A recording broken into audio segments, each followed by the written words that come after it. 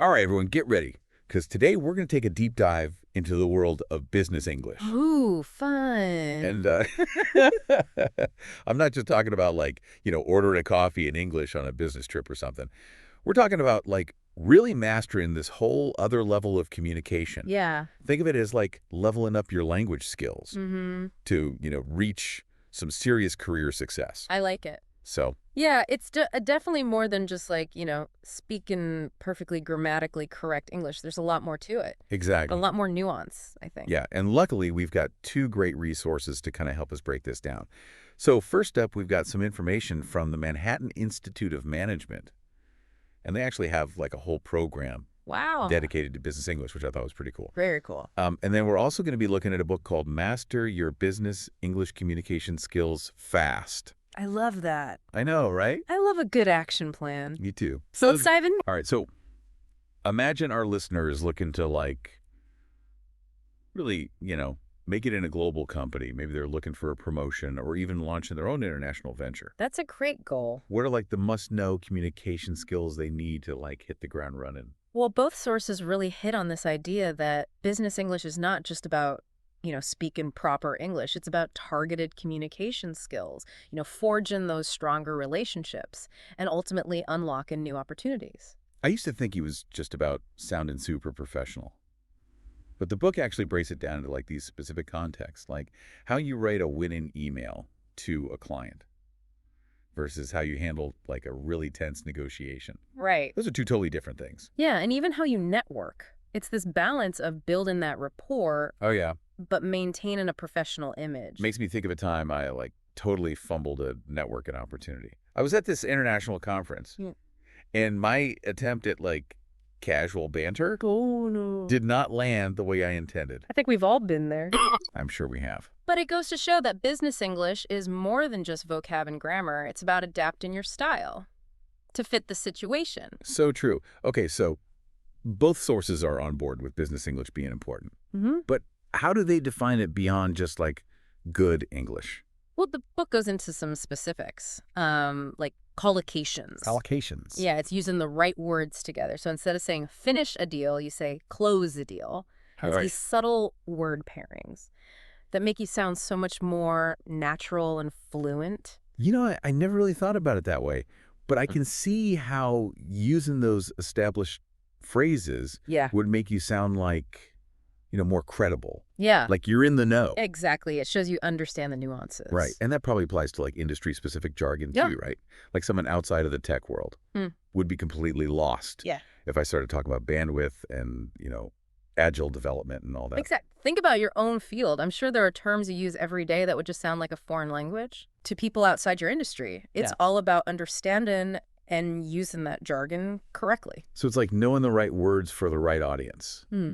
Instead of dumbing things down, you're meeting them on their level. With language, they understand and respect. Yes, exactly. Okay, we've got the right vocabulary. But what about grammar? I'll admit, I still get a little nervous thinking about all those complex rules. Mm-hmm. Does business English require us to become grammar gurus? I think the book actually emphasizes that clarity is more important than complexity when it comes to writing. Right. It's more about making your message understood Yeah. than showing off your grammar skills. That's a relief. Yeah. So did that mean we can just throw grammar rules out the window? Well, not quite. The basics are still essential, like using the correct verb tenses, Yeah. making sure your sentences are structured well, Right. and using prepositions correctly. These things can make a big difference. So no need to memorize every single grammar rule. Yeah.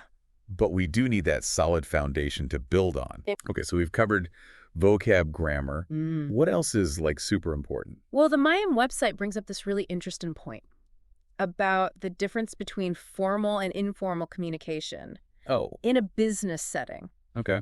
It's not just about what you say, but how you say it. Well, I'm curious about this whole formal versus informal thing. Yeah. Does that mean I can never use humor in a business email? Or crack a joke during a meeting? Where do we draw the line? That's a great question.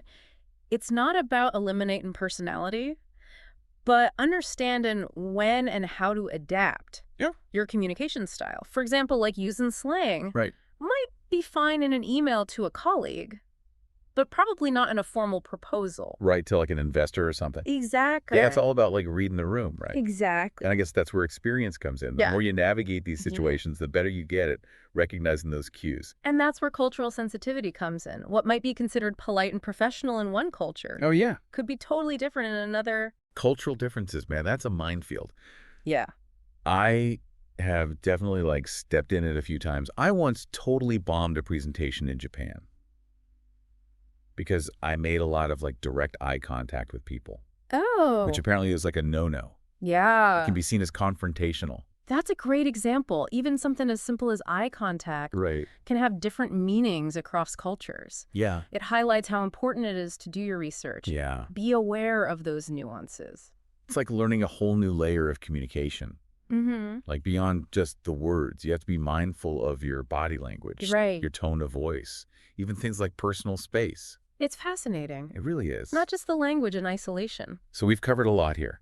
Vocab, grammar, cultural sensitivity. Oh. But it all feels kind of theoretical. How do we actually put this into practice? Well, the book gets really practical in this section Okay, good. and offers some great advice. They talk about using role-playing to practice different scenarios. Okay. And they even have like self-assessment tools. Oh, To track your progress. I love that they give you actionable steps. It's one thing to understand the concept, but it's another thing to actually apply it. Right. It's like you can read a cookbook cover to cover, Yeah. but that doesn't make you a chef. Mm-hmm. You got to get in the kitchen Right. and start experimenting. I love that analogy. Yeah. And the book also emphasizes that fluency comes from actively using those skills, Yeah. not just passively knowing about them. Right. It encourages you to embrace active listening, Okay. writing with impact, Huh. and speaking confidently. So let's break those down. What are some techniques for each? Okay, for active listening, they talk about asking clarifying questions to make sure you fully understand what someone is saying, paraphrasing to confirm your understanding, Right. and avoiding interruptions. Ooh, that's a tough one. It's about really focusing on the other person. See, that's one I need to work on. I have a tendency to get excited and jump in before the other person has even finished their thought. We've all been there. Yeah. But in a business setting, especially when dealing with different cultures, I can see how that could be a problem. Mm-hmm. It's about being present, Yeah. giving them the space to talk. Exactly. Okay, what about writing with impact? They stress the importance of clarity. Yeah. Using a clear structure like headings and bullet points Makes sense. and tailoring your tone to your audience. So like no overly casual emails to potential investors. Unless that's your brand. Right, unless that's your brand. Exactly. I imagine this applies to presentations too. Absolutely. It's not just what you say, but Mhm. how you present it visually, how you engage the audience. A well-structured, visually appealing presentation can make all the difference. Okay, and what about speaking confidently? Any tips for overcoming those nerves? They recommend practicing with a language partner Okay. or a coach, even recording yourself Oh, yeah. to pinpoint areas for improvement. And they also emphasize the importance of preparation, knowing your material inside and out. That makes sense. Okay. Oh, and using pauses strategically, Mm. like to emphasize certain points. I've noticed that. Powerful speakers do that. It's a subtle technique, but it can be so effective. It's like they're commanding the room, Exactly. even if they're nervous inside. Mm-hmm. I love that all these tips are practical. You just... This English feels less daunting now, Yeah, more like a skill you can develop. definitely. Oh, and the book even suggests using technology Oh, to yeah. practice. What Yeah. are your thoughts on that? Well, there are so many great apps and tools out there for general language learning. Apps like Duolingo or Babbel are great Yeah, I've heard of those. for building vocab and grammar. And then for more specialized business English, Okay. there's Busuu and ABA English. Oh, cool. I'll have to check those out. They offer interactive exercises and simulated real-world scenarios. Those sound super helpful, especially the ones that focus on real-world scenarios. You know, instead of just memorizing lists, Exactly. you're actually using the language Mm. in a way that's relevant to your goals. And beyond apps, there are tons of online resources like podcasts and YouTube channels. Oh, yeah. Even online communities. So like we don't have to limit ourselves to like formal study or anything. Yeah. We can just kind of weave it into our lives. Exactly. And the YMI website really emphasizes that, the value of independent study. Oh, that's cool. They suggest things like listening to podcasts in English during your commute, Uh-huh. reading business magazines, even watching movies with English subtitles. I love that. I often listen to podcasts while I'm walking my dog or doing chores around the house. Perfect. I could just switch out my usual true crime podcasts for something business related. There you go. It's like killing two birds with one stone. Exactly. Yeah. Even small changes like that can make a big difference. It's about finding those opportunities to immerse yourself Right. and make it a part of your routine. Create an English-rich environment. Exactly. Surrounding ourselves with the language. And the MyMime website actually suggests taking it a step further. Yeah. Incorporating English into your professional life. They recommend making an effort to read industry materials in English, Oh, even if it's challenging at first. Attending English language conferences. you know what? I've always been a little hesitant to attend those Oh, yeah. because of the language barrier. Yeah. But maybe that's exactly the push I need. Mm-hmm. You know? Jump in the deep end. Yeah, jump at the deep end. That's where the most growth happens. Okay, so we've talked a lot about independent study. What about more structured learning, like taking a course? Are those still relevant? Well, the Mailman website actually has a whole section on their business English program. Oh, wow. So they clearly believe in that structured approach. What are some of the benefits they highlight? They talk about the advantages of comprehensive training, Okay. learning alongside other motivated individuals. So like a community aspect. Exactly. And receiving personalized feedback from instructors. So it's not just the content, Yeah. but also the guidance and support. Exactly. It's like having a roadmap Yeah. and a support system. And their program is quite extensive. It covers standard English, conversational English, business English, Wow. and even an intensive option That's for great. people who want to fast track their learning. And yeah, they really cover all the bases. So they have options for every level. It seems that way. One thing that stood out to me on their website Mm. was the discussion of online versus offline courses. They seem to be big advocates for in-person learning.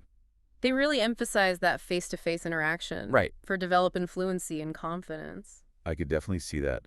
There's something about the energy of a classroom, the immediate feedback that you just don't get online. And the opportunity to practice with real people. Right, it's like you're forced to get out of your comfort zone. Absolutely. Whereas online, it's easier to get distracted, lose motivation, Mm-hmm. maybe even procrastinate. Yeah, that structure and accountability can be really helpful. So MIMAIM is clearly pro in-person. But do they acknowledge that online courses can be a good option for people who need more flexibility?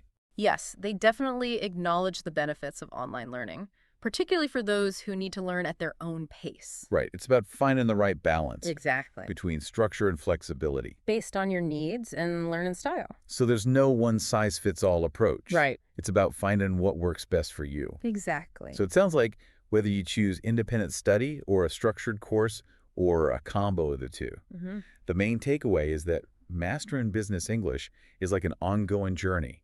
It's not like you reach a certain level and you're done. Right, it's a constant process. Yeah, you got to keep learning and practicing Mm-hmm. and refining your skills. Throughout your career. Yeah. And both of our sources really highlight that it's not just about the language itself. Right. It's about what those skills can do for you. Yeah, imagine being able to confidently pitch your ideas to an international client or negotiate a major deal or lead a global team. That's a whole other level It really is. of impact. Yeah, it's about becoming a more effective communicator on a global scale, which can impact your career and even your personal life.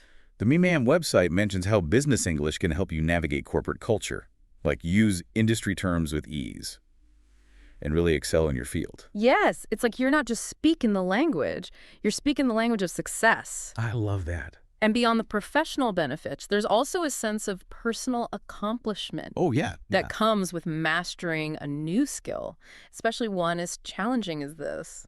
It's like you're not just learning a language. You're opening up a whole new world. Beautifully said. All right, so as we wrap up our deep dive into business English, I want to leave you with a little something to think about. Okay, I'm listening.